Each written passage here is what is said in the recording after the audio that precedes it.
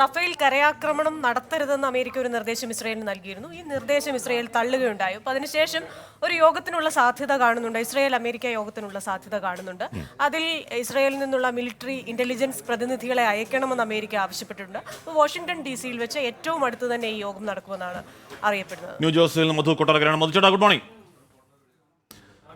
Good morning Hashmi, Christina. Madhu, എന്ന് പറഞ്ഞാൽ യാതൊരു തത്വദീക്ഷയുമില്ലാതെ, ദയാദാക്ഷിണ്യം തരിമ്പ് പോലും തീണ്ടാതെ നോമ്പുകാലത്ത് പട്ടിണി കിടക്കുന്ന മനുഷ്യരെ കൊന്നൊടുക്കുകയാണ് ഇസ്രായേൽ ഇപ്പോഴും. അതിൽ കുഞ്ഞുങ്ങളാണ് ബഹുഭൂരിപക്ഷം, അല്ലെങ്കിൽ കുഞ്ഞുങ്ങളും സ്ത്രീകളുമാണ് ബഹുഭൂരിപക്ഷം. 32,000-ലേക്ക് ആ മരണസംഖ്യ ഉയരുന്നു. എന്നിട്ടും വെടിനിർത്തൽ എന്നതിനെക്കുറിച്ച് ആലോചന പോലും ഇസ്രായേലില്ല. അപ്പോൾ ഈ ചർച്ചകൾ, ഈ യോഗം ഒക്കെ എന്തെങ്കിലും നന്മയുള്ള ലോകമനസാക്ഷി പ്രതീക്ഷ വെക്കണോ മധു?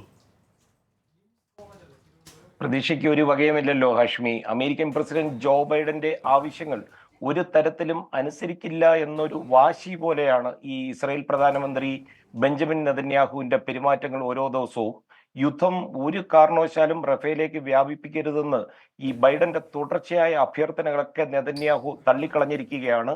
ഇന്നലെ ഈ രണ്ട് നേതാക്കളും ഈ വിഷയം ഏറെ നേരം ടെലിഫോണിൽ സംസാരിച്ചിരുന്നു. എന്നാൽ ഇസ്രായേൽ പാർലമെന്റ് അംഗങ്ങളോട് പിന്നീട് സംസാരിക്കവേ റഫേൽ യുദ്ധം ഒഴിവാക്കാനാകില്ലെന്ന് വളരെ വ്യക്തമായി താൻ ബൈഡനോട് വിശദീകരിച്ചു കൊടുത്തുവെന്നാണ് നെതന്യാഹു പറയുന്നത്. ഹമാസിനെ പൂർണ്ണമായും ഇല്ലാതാക്കുവാൻ തുനിഞ്ഞിറങ്ങിയതാണ് ഇസ്രായേൽ. റഫേലെ കരയുദ്ധത്തിലൂടെ അല്ലാതെ ഇത് പൂർത്തീകരിക്കുവാൻ ഇസ്രായേൽ സേനയ്ക്ക് സാധിക്കില്ലെന്നാണ് നെതന്യാഹു പറയുന്നത്.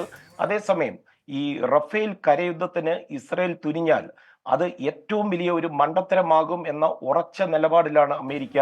യുദ്ധതന്ത്രങ്ങളൊക്കെ മാറ്റി മറ്റു മാർഗത്തിലൂടെ ഈ ലക്ഷ്യം കാണുവാൻ ശ്രമിക്കണമെന്നാണ് അമേരിക്കയുടെ ദേശീയ സുരക്ഷാ ഉപദേഷ്ടാവ് ജേക്ക് സള്ളിവൻ അല്പസമയം മുമ്പ് മാധ്യമങ്ങളോട് പറഞ്ഞത്. ഈ വിഷയം അതീവ ഗൗരവത്തിലാണ് അമേരിക്ക ഇപ്പോൾ എടുത്തിരിക്കുന്നത്.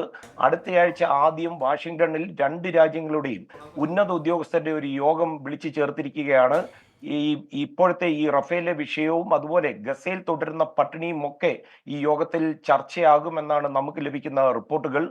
ഇസ്രായേലിന്റെ ഇന്റലിജൻസ് അതുപോലെ മിലിറ്ററി മാനുഷിക വിഭാഗത്തിലെ ഉന്നത ഉദ്യോഗസ്ഥരെ നിർബന്ധമായും ഈ യോഗത്തിലേക്ക് അയച്ചിരിക്കണമെന്ന് ബൈഡൻ ആവശ്യപ്പെട്ടിരിക്കുകയുമാണ്. ക്രിസ്റ്റീന, ഹാഷ്മി.